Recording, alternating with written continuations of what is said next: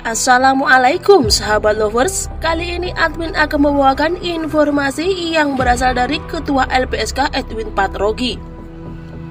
Belum ada yang tahu LPSK ungkap sejarah satu-satunya terdakwa Richard Eliezer di Indonesia yang sangat berbeda dengan yang lainnya. Dan inilah alasannya. Namun sahabat lovers, sebelum admin lanjut, admin memohon bantuan kepada sahabat lovers untuk mendukung channel kami dengan cara menekan tombol subscribe dan aktifkan tombol notifikasi. Jika sudah, admin ucapkan terima kasih dan semoga sahabat lovers diberi kesehatan dan limpah rezeki.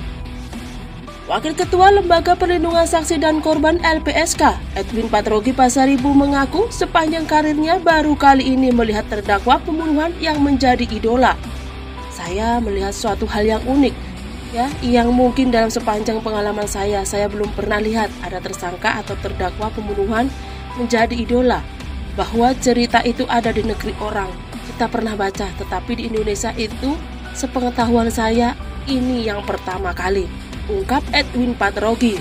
Asalnya Richard Eliezer mempunyai banyak pendukung berkat kejujuran dan keberaniannya dalam mengungkap kasus pembunuhan berencana yang didalangi oleh mantan Kadif Propam Polri Ferdy Sambo.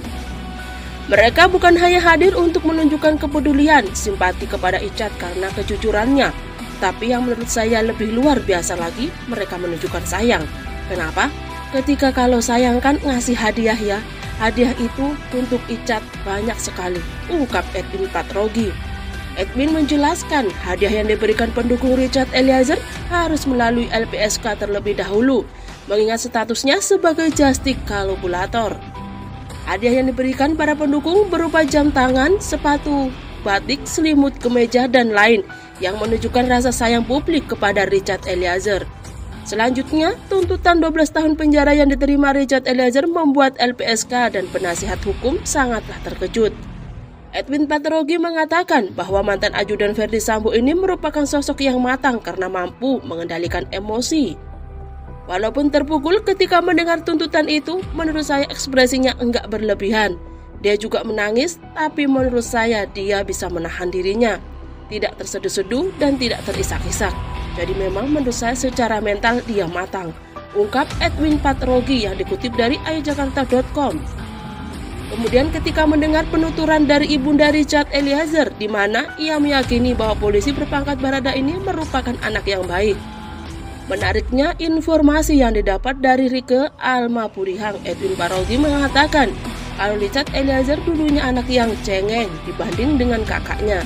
Richard itu cengeng waktu kecilnya, ungkap Edwin Patrogi menirukan kata ibunda Eliezer. Selain itu, Richard Eliezer adalah sosok yang penurut dan religius. Karenanya, dia patuh kepada perintah Ferdy Sambo sebagai atasan untuk menembak Brigadir Yosua. Tapi saya pikir kemungkinan ada benarnya walau ada efek negatifnya. Tapi sebenarnya dia menganggap Sambo itu sudah kayak orang tua, bapak dari sisi usia, jabatan, dan juga rentang pangkat yang sangat jauh, ungkap Edwin Patrogi kemudian. Di sisi lain, ketika Richard Eliezer diminta Ferdy Sambo menghabisi Yosua, ia malah berdoa agar niat atasannya tersebut bisa berubah.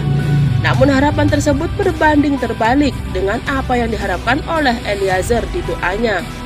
Tak hanya itu, menurut Edwin, sikap Richard pada saat itu ternyata memiliki efek positif, diantaranya mendapat doa dan dukungan dari orang-orang yang tak dikenal.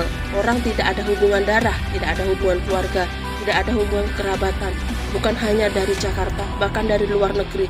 Jelasnya kemudian, diketahui dukungan Richard Eliezer yang sebagai ojol tersebut dengan pakaian lusuh bisa meluangkan waktu untuk mendukung mantan ajudan Sambo ini tanpa memikirkan apa nanti bisa makan atau tidaknya. Yang penting ia bisa menyaksikan sidang tersebut sebagai bentuk kasih sayangnya kepada kasih Ling itu. Nah, sahabat lovers, bagaimana tanggapan kalian?